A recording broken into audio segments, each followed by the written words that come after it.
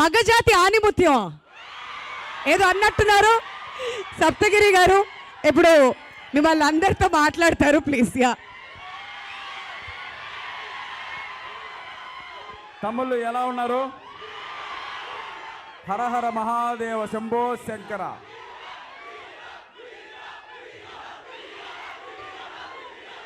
తమ్ముడు చూడ్డానికి అర్జున్లా ఉన్నాడు, అథ్లెట్ లాగా, కానీ టైటిల్ భీమా అని పెట్టారు. గుద్దితే మామూలుగా ఉన్నది గుద్దులు ఈసారి చెప్తున్నాను. ఉండరా, ఆ ట్రైలర్లో ఒక డైలాగ్ ఉంది, ఊచకోత అనేది. అన్న థియేటర్లో కలెక్షన్లో ఊచకోత మార్చి 8 స్టార్ట్ అవుతుంది. మళ్ళీ మనం అన్నని ఒక గొప్ప కమర్షియల్ హీరోగా చూడబోతున్నాం కలెక్షన్ల పరంగా. ఇంకో విషయం, ఈ మధ్య కాలం డివైన్టీ ఉన్న మూవీలన్నీ పెద్ద హిట్ అయినాయి. జై హనుమాన్ అవన్నీ. ఇది ఏకంగా శివుణ్ణే పట్టుకొచ్చాం పైనుంచి. మన రాధామోహన్ గారికి ఒక్క 200 కోట్లు ఇచ్చేస్తే సరిపోద్ది, చాలు కదన్నా. ఓ 200 కోట్లు రాసుకుందాం. మార్చి 8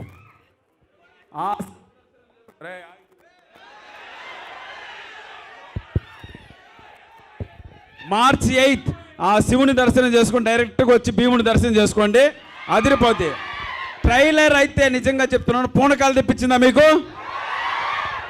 welcome to Telugu cinema industry. Harsha గారు సార్, సీరియస్గా చెప్తున్నాను, ఈ మధ్య కాలంలో ఇంత టెంపో ఉన్న ట్రైలర్ చూడలేదు సార్. తప్పకుండా రేపు ఇదే టెంపో ఆ థియేటర్లో కాసుల వర్షం కురిపించాలని మనస్ఫూర్తిగా కోరుకుంటూ, హరహర మహాదేవ శంభో శంకర. నాతో పాటు సార్ అనండి, హరహర మహాదేవ శంభో శంకర. జై భీమ్, జై భీమా. అది ఎవరు? Thank you sir, thank you so much.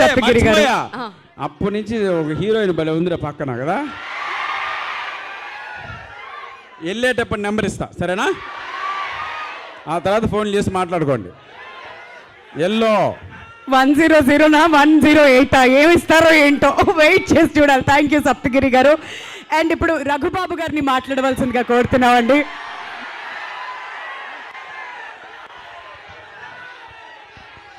జై భీమా, జై జై భీమా. ట్రైలర్ చూశారు కదా, ఇక్కడ తుమ్ములు లేకపోయినా తుమ్ములు వేసిపోయింది.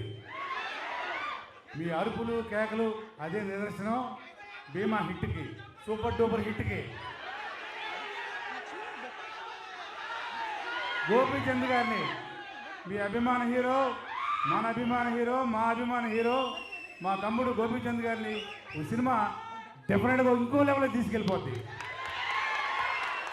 కానీ ట్రైలరే సాక్ష్యం. చూశారు కదా మీరు, అది ఒకసారి జై భీమా అనండి. అది ఈ సినిమాలో మిగతా టెక్నీషియన్ కానీ ఆర్టిస్టులు కానీ సూపర్ లెవెల్. హర్ష గారు, డైరెక్టర్ హర్ష గారు మనకి ఫస్ట్ టైం తెలుగు ఇండస్ట్రీకి పరిచయం. ఇక్కడే ఉండిపోతారు, ఇక్కడే ఉండిపోతారు.